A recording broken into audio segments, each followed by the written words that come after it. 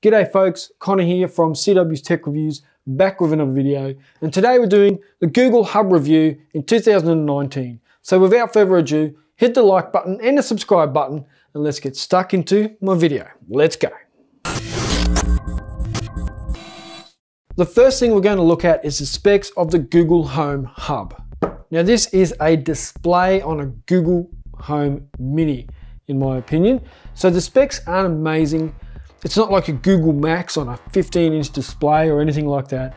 This is a 7-inch display. It's I think a 1024 by 600 pixels. It's about 170 ppi, so really low screen resolution. It has Wi-Fi, Bluetooth, one ambient light sensor up the top, 2 far-field mics on the top as well, one either side of the light sensor. It has a volume rocker on the side behind the screen and a button at the top at the back so you can mute or unmute the microphone. Now to give you my first impressions is a difficult one because you've got this mediocre speaker with a mediocre display. By themselves, they're pretty average, even below average. But together, they're not actually too bad, and I don't mind the functionality of it. It has some features that are almost gimmicky, but I find myself using them all the time. The kids love using it. Everyone in the house loves using it. So yes, it's a cheap speaker and a cheap display, but it's lots of fun. Now, if you first time setting up one of these, it's really simple. You just download the Google Home app onto your phone, plug this in, connect it to your Wi-Fi, and it just tells you what to do step by step. It really is nice and simple. If you've already got Google Home or Google account set up with your Google Home Mini or Max or whatever you might have, it's simple and it just synchronizes everything through into this device, so it's really handy and really easy. And then it offers the same as a Google Mini or a Google speaker.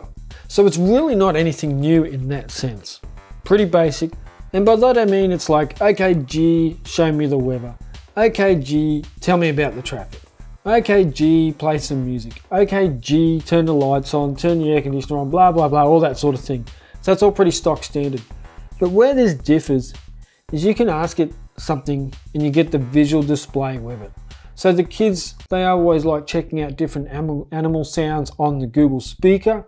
Now with the Google Home Hub, they can say, hey G, what noise does a hyena make? This is a hyena. I can also play YouTube videos on it, so it came in handy the other day. I was setting up a gimbal and I was struggling with the instructions, so I asked the Google Home Hub to show me a video on how to set it up properly and how to balance a gimbal.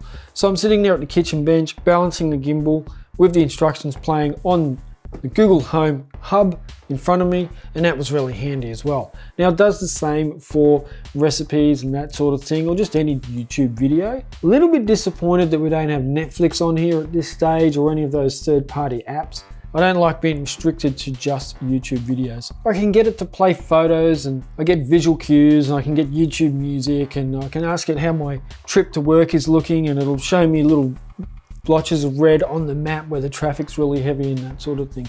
So it's nice to get those visual cues, and I think that's what makes the Google Home Hub stand out. I mean, it definitely doesn't differ to anything else. You also get news reports and sports highlights and all that sort of thing. So that is nice to get when I'm in the kitchen making breakfast. I also get the visual cues for the weather and anything else that I can access through the Google Home Hub. Now I'm going to keep going back to that because that's really what makes this different from the speaker, is that you have the screen. Anything you can do with the speaker, you now get the visual cues with the display as well.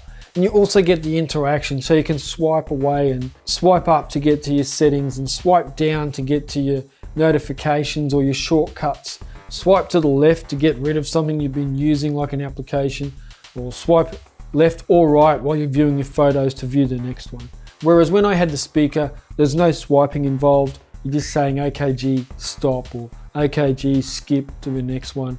Whereas with the display, obviously you get that functionality of touch as well. So visual, touch, and audio, it sort of combines it all into one to make it nice and exciting and new and fresh. With my lights, I can also choose the brightness of my light and use the brightness slider to go around in a circle. And I can also use it to change the color of the lights as well. turning my ambient climate to on so the air conditioning is on or off. So overall, this is a fairly cheap addition to your smart home automation and products. Mine is on the breakfast bench and it's there, it's in the center. In the morning, we're all standing and sitting around the bench talking and getting breakfast ready and that sort of thing.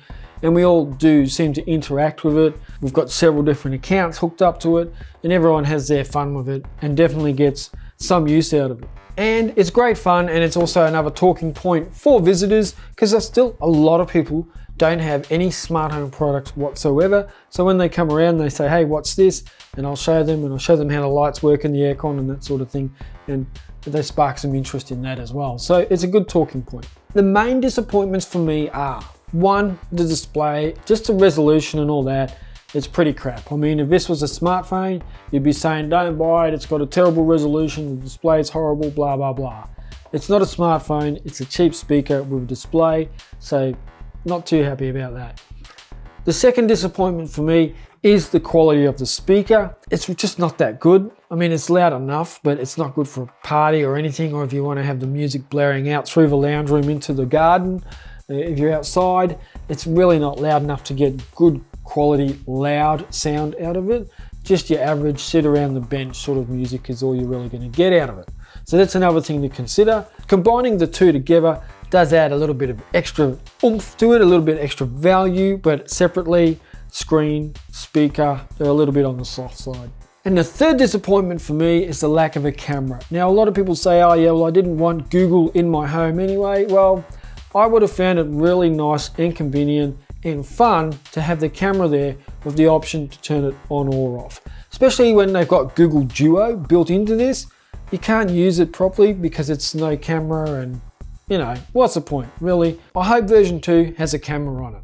And the three good things about the Google Home Hub for me are, number one, the price point. It's achievable, everyone should be able to afford it, get it in the home, start using it. It's really nice entry-level price. The second point that I'm really happy with the Google Home Hub is the visual interaction with it. So I do like having that. It's not just a speaker, it's a display and visually interacting with it.